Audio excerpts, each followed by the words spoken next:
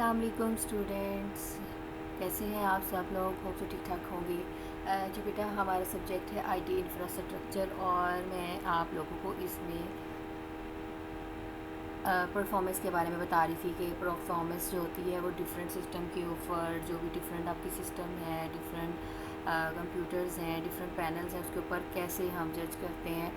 और आज जो हमारा टॉपिक है वो हाई परफॉर्मेंस क्लस्टर्स के ऊपर है ये उसी के ही कि कैसे परफॉर्मेंस जो है वो रनिंग होती है सिस्टम के ऊपर। तो क्लस्टर कंप्यूटिंग के ऊपर आपकी जो परफॉर्मेंस है वो कैसे काम करती है आईटी इंफ्रास्ट्रक्चर के अंदर। High performance cluster provide a vast amount of computing power by combining many computer system. आपको पता है कि क्लस्टर होता है जुम्मन, ठीक है, आपका combine vast amount of data होता है, vast amount of couple of data इसके अंदर इन्वॉल्व होता है, तभी तो क्लस्टर का कॉन्सेप्ट है इसको दिया गया कि हम इसमें जो है वो पावर जो कंबाइन की जाती है मल्टीपल कंप्यूटर्स की। Usually a large number of cheap off the shelf servers are use some time. इसमें मतलब चीप सर्वर, सस्ते सर्वर यूज़ होते हैं और किस पर्पज़ के लिए करते हैं। बात तो वही है ना कि हम मल्टीपल सिस्टम्स को आपस में कनेक्ट क्यों कर रहे हैं, ताकि हमारी स्पीड जो है वो हाई हो जाए। देन आती है आपकी ग्रिड कंप्यूटिंग। तो ग्रिड कंप्यूटिंग की क्या परफॉर्मेंस, कैसे रनिंग होती है। Computer grid is high performance. आपकी ग्रिडिंग की फॉर्म में काम हो जाता है। क्लस्टर्स जो होते हैं आपके, जो हाई परफॉर्मेंस क्लस्टर्स होते हैं वो कंसिस्ट होते हैं सिस्टम के ऊपर। डेट आर स्प्रेड जियोग्राफिकली, ठीक है। आपकी जो ग्रिड कंप्यूटिंग है वो एक्चुअली किसका कम्बिनेशन है। Grid computing is a high performance cluster. आपकी ग्रिड कंप्यूटिंग एक हाई परफॉर्मेंस, जो आपकी परफॉर्मेंस क्लस्टर कंप्यूटिंग की परफॉर्मेंस होती है उसके ऊपर डिपेंड हो रही होती है, जो कि जियोग्राफिकली पूरी दुनिया के अंदर फैली हुई है। The limited bandwidth is the bottleneck. और हमें पता है कि लिमिटेड बैंडविड्थ हर किसी चीज़ की, दुनिया में कोई भी ऐसी चीज़ नहीं है कि वो जो कंटिन्यू इनफाइनाइट स्टेट पे चलती जाए। तो बोटल नेक का कंसेप्ट तो आप लोगों को प्रीवियस बता दिया है कि देखिए एक लिमिटेड है, बोतल से ज़्यादा अगर हम चीज़ के अंदर पड़ते हैं तो वो गिरना शुरू हो जाती है। Therefore grids can only be use for specific task. जो भी हम ग्रिड पर्पज़ के लिए यूज़ करते हैं, कंप्यूटर यूज़ करते हैं, वो स्पेसिफिक टास्क के लिए हम यूज़ करते हैं।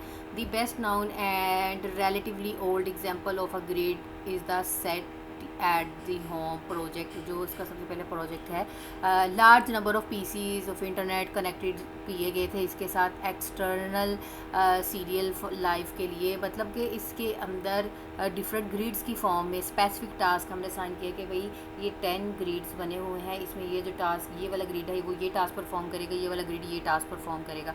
मतलब हर एक इंस्टेंस, जैसे कि अगर स्क्रीन सेवर का है तो वो सिर्फ स्क्रीन सेवर का काम करता है ना। हम डिफरेंट पीसीज के अंदर यूटिलाइजेशन होती है। अगर डेस्कटॉप लगाना तो डेस्कटॉप ही लगेगा, मतलब कलर स्कीम चेंज होगी, स्क्रीन सेवर चेंज होगा। मतलब ग्रेडिंग की फॉर्म में सारी आपकी आइडियल सिस्टम जो है, आइडियल बिहेवियर काम करता है। आपने उसके अंदर ग्रेडिंग सिस्टम ऑलरेडी बना दिया हुआ है। और यहाँ पे एक एग्जांपल है, more serious example of grid computing is a project that is searching for a cure for cancer and project to perform the analysis of human DNA. तो ह्यूमन डीएनए के फॉर्म पे चेक किया जाता है। And the LHC large hadron collider computing grid जो होती है वो 140 कंप्यूटिंग सेंटर 35 कंट्रीज़ के अंदर जो है वो फैला हुआ है। मतलब हमें ये कह रहे हैं कि स्पेसिफिक टास्क के लिए हम ग्रिड कंप्यूटिंग को यूज़ करते हैं और इसके लिए पेड तो करना ही पड़ता है ना। कंप्यूटिंग बाई करनी है, आप कोई भी ड्राइव बाई करते हो, आप क्लाउड बाई करते हो, उसकी लिमिटेड स्पेस आपको दी गई है, ठीक है, उससे ज़्यादा लेनी है तो आप उसके लिए बाई करना पड़ता है आपको।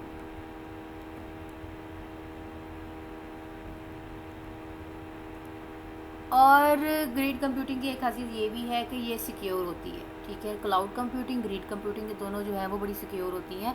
तो इसके अंदर जो सिक्योरिटी है वो इलीगल पार्टीज़ को क्लोज करने के लिए थर्ड पार्टीज़ जो हैं वो इन्वॉल्व होती हैं। उस इलीगल काम जो है वो ना कर सके, उससे सिक्योरिटी प्रोवाइड करते हैं वो आपकी थर्ड पार्टीज़ उसके अंदर इन्वॉल्व होती हैं। वो सीरियसली उसके ऊपर काम होता ही रहता है। किसी टाइम भी ये वाला जो आपकी कंप्यूटिंग के सर्वर्स हैं बंद नहीं होते।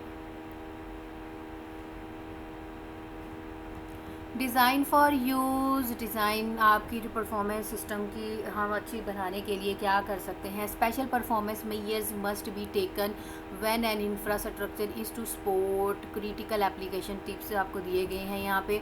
इन general it must be known that what the system will be use for. हमें पता होना चाहिए कि जो आपका सिस्टम है वो आपने जो बना रहे हो वो किस पर्पज़ के लिए यूज़ करना है। आपको आपका पर्पस क्लियर होना चाहिए। A large data warehouse need a different infrastructure design than an online transaction processing system और अ वेब एप्लीकेशन। अब देखो भाई, ट्रांजैक्शन सिस्टम के लिए कोई कैश ऑन डिलीवरी अप्लाई करता है, कोई सारे फंक्शंस अप्लाई करता है। हर किसी का इसके साथ ना सिनेरियो डिफरेंट है। In some cases special products must be needed for certain systems. Real time operating system हो गया, मेमोरी डेटाबेसेस हो गई। हाँ, आपने जिस तरह का भी सिस्टम तैयार करना है उसके अकॉर्डिंग आपको डिज़ाइन बनाना चाहिए। डेटाबेस है तो डेटाबेस से रेलिवेंट ही होना चाहिए। ऐसा नहीं होना चाहिए कि आपने इतनी ख़तरनाक सी वेबसाइट बना दी है और सिर्फ आप काम उसके ऊपर डेटाबेस का कर रहे हो। तो इस तरह का नहीं, हमें डिज़ाइन भी उसके अकॉर्डिंग डील करना है। हमारी परफॉर्मेंस जिसकी वजह से लगे कि हाँ भी इस वेबसाइट की परफॉर्मेंस बहुत अच्छी होगी, सॉफ्टवेयर की परफॉर्मेंस बहुत अच्छी होगी। और हमें इम्प्रूव करते रहना, अपने डिज़ाइन को अपडेशन परफॉर्म करते रहना चाहिए। तो गुड एक्सपीरियंस भी हमें तब भी मिलता है जब हमारी उसके अंदर सजेशंस मिलती है, हमें फीडबैक मिलते हैं। Capacity management to guarantee high performance of a system in a long term, capacity management must be implemented. देखिए जी, कैपेसिटी, हम अपने ब्रेन की बात कर लें, एक लिमिटेड हद तक वो जो है उसके बाद थक जाता है। ठीक है, कंटिन्यूस हम कोई भी काम नहीं कर सकते, हमें रेस्ट की ज़रूरत है। तो वो भी एक लिमिट में ही होनी चाहिए। लेकिन कैपेसिटी की मैनेजमेंट इस सेंस में करते रहना कि आप रिलीज़ होती जाएँ। देखिए भी, 10 टास्क आपकी रैम के अंदर काम कर रहे हैं, आप 10 काम एट अ टाइम परफॉर्म कर रहे हो। तो इतना हमें नहीं करना, अपने आप को नहीं टिकाना। किसी भी सिस्टम की परफॉर्मेंस थक जाती है, वो पीसी थक हार जाता है जब उसके ऊपर स्टिल मैनेजमेंट होती रहती है। तो हमने उसकी कैपेसिटी को मैनेज करना है कि इतना प्रिडिक्शन उसकी जो है वो हर वक्त एम्प्टी रहे।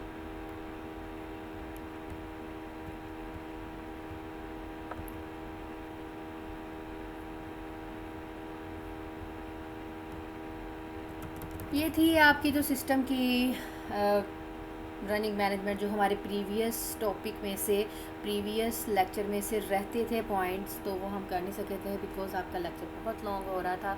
तो वो आज हमने देख लिए। तो नेक्स्ट है आपका सिक्योरिटी कॉन्सेप्ट। जी, इसके इंट्रोडक्शन में लिखा है, हमें पता है कि हम अगर आईटी की बात करें या किसी भी चीज़ की बात करते हैं तो हमें सिक्योरिटी हर एक बंदे को चाहिए, हर फील्ड के अंदर चाहिए। तो आपका जो आईटी सिस्टम है वो बहुत इम्पोर्टेंट है, उसको भी बहुत ज़्यादा सिक्योरिटी की ज़रूरत है। पहले ये बहुत मुश्किल काम होता था जी, सिक्योरिटी लगाना, बिज़नेस को मैनेज करना, कैसे उसके ऊपर सिक्योरिटी इम्प्लीमेंट की जाए। लेकिन अब जो है आपकी सिक्योरिटी कॉन्सेप्ट बहुत ज़्यादा इन्हांस होते जा रहे हैं, क्योंकि जितने थ्रेट्स बढ़ते जा रहे हैं उतनी सिक्योरिटी के भी चांसेस जो है वो इन्हांस होते जा रहे हैं। जैसे कि आपकी जो सिक्योरिटी होती है वो किस चीज़ों का कम्बिनेशन होती है, उसमें आपको पता है CAI या CIA, ये ट्रायंगल होती है, इसके ऊपर फोकस करना ज़रूरी होता है। अवेलेबिलिटी, कॉन्फिडेंशियलिटी और इंटेग्रिटी। जब हम सिस्टम की सिक्योरिटी बात करते हैं, अवेलेबिलिटी, कॉन्फिडेंशियलिटी, इंटेग्रिटी, इन तीनों के ऊपर सिक्योरिटी लगाना बहुत ज़रूरी होता है। ये इसी चीज़ों के ऊपर जो भी अटैकर है वो इम्प्लीमेंटेशन परफॉर्म करता है। तो ये थ्री टर्म्स हैं, ये बहुत इंपॉर्टेंट है, ये आपको पता होनी चाहिए। Computer crime use some form of gaining control over in the context of this book.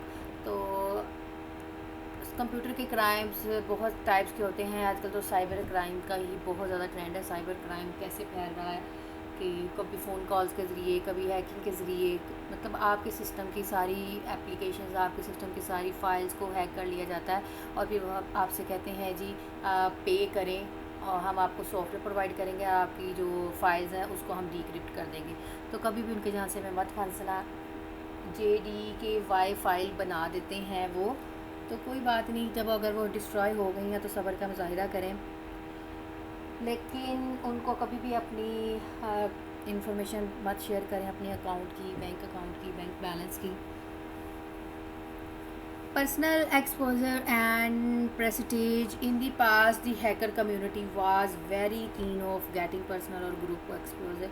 Exposure by hacking in a secured IT infrastructure बहुत ज़्यादा जो है, हमें पता है हैकिंग का बहुत ज़्यादा ट्रेंड हो चुका है आज के दौर में। हर कोई बंदा जो है वो थ्रेट में ही है, कोई भी सिक्योर नहीं है। तो हमें अपनी सिक्योरिटी अटैच करनी है सिस्टम के साथ। किस चीज़ में बचनी है? पब्लिकली सेव होना है ना, हमें किससे? हैकर से सेव होना है।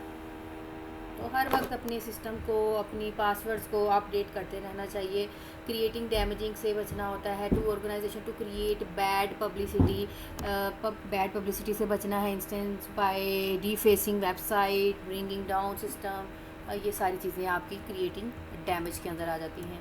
Financial gain, for instance by holding data hostage and asking for ransomware error है, वायरस है आपका, ठीक है, ये वही वायरस है जो आपकी फ़ाइल को क्या कर देता है? इनक्रिप्ट कर देता है।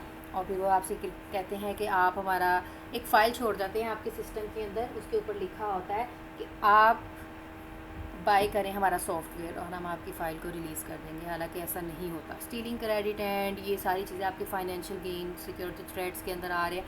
पासवर्ड चोरी हो रहे हैं, आपका डाटा पर्सनली आपसे लिया जा रहा है और आपको पता भी नहीं चलता।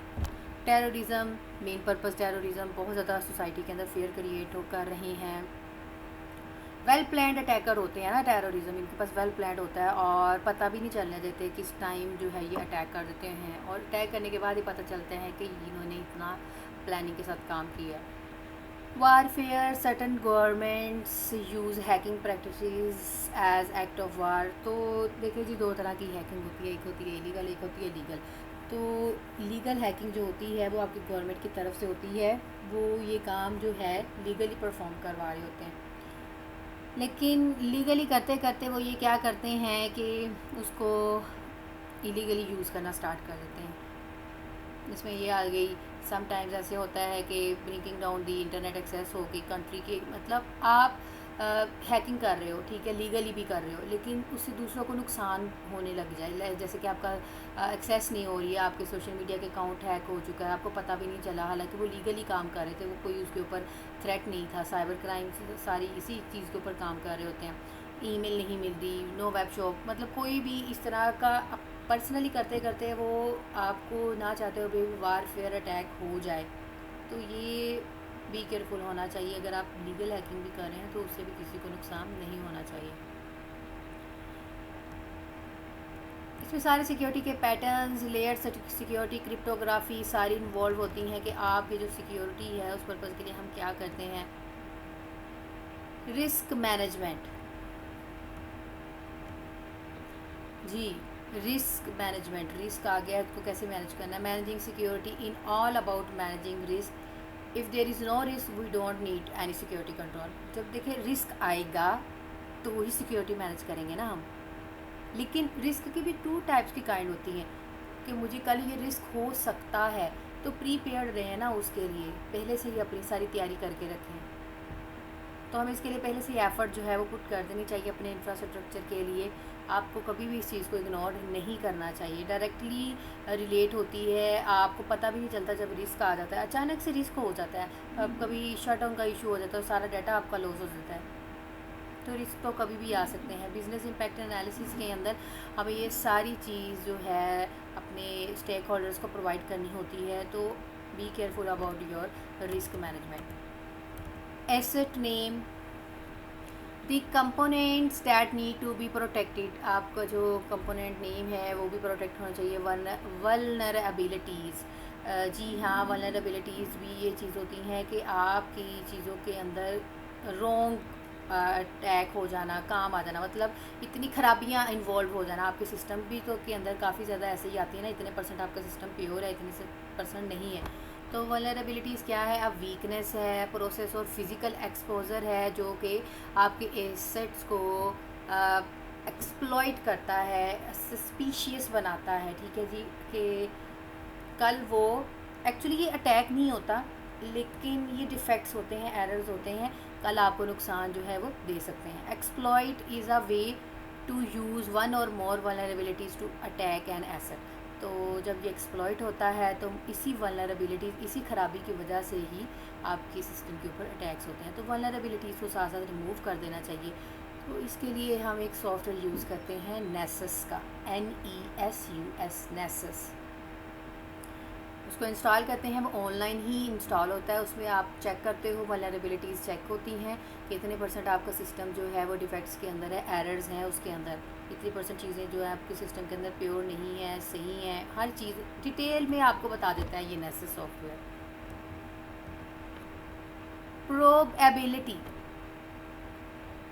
प्रोबेबिलिटी जी an estimation of the likelihood of the occurrence of an exploit.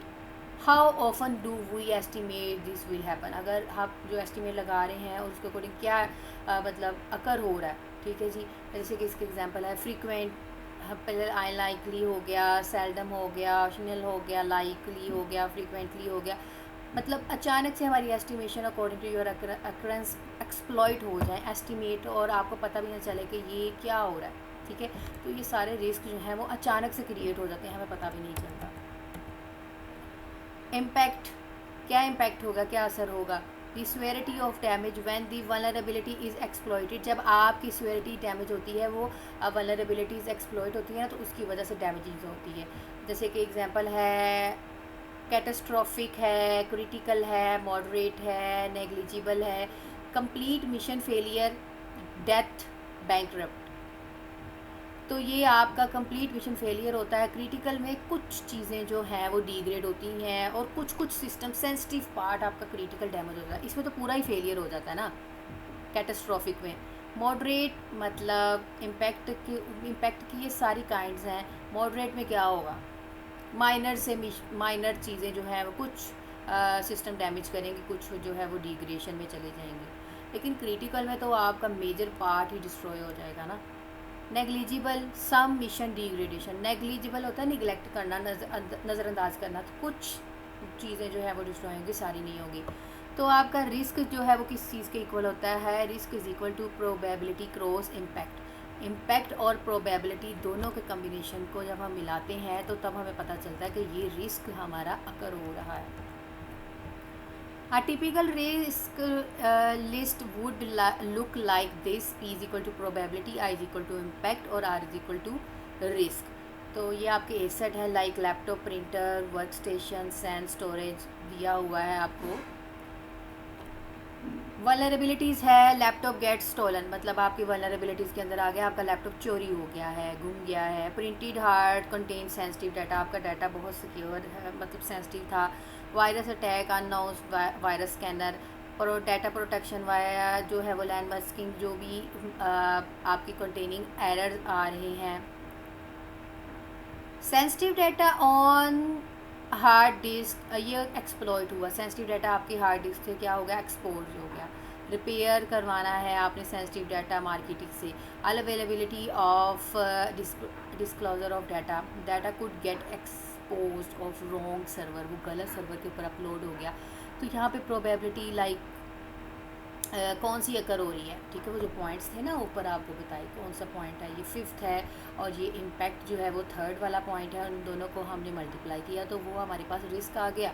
अब लैपटॉप गेट स्टॉलन हुआ तो यहाँ पे प्रोबेबिलिटी कौन सी है, कौन सी पॉइंट की अकर हुई है, वो जो फ्रिक्वेंटली, हमें पता ही नहीं चला ना, फ्रिक्वेंटली हो गया सारा कुछ। और आपका डाटा क्या था, आपका डाटा क्या था, सेंसिटिव डाटा था ना आपकी हार्ड डिस्क के ऊपर, तो वो क्रिटिकल है, ठीक है, वो क्रिटिकल है। मेजर डाटा मिशन के ऊपर आपका अटैक हो गया, तो इस तरह प्रोबेबिलिटी निकाली। अब ये प्रिंटर है तो प्रिंटर में सबसे पहले कौन सी प्रोबेबिलिटी आई है, अनलाइकली, ठीक है, हो गया बस 3 वाला। यही जो रिपेयर है उसके ऊपर वही वाली चीज़ें प्ले, आपका क्रिटिकल ही सिचुएशन थी वो भी।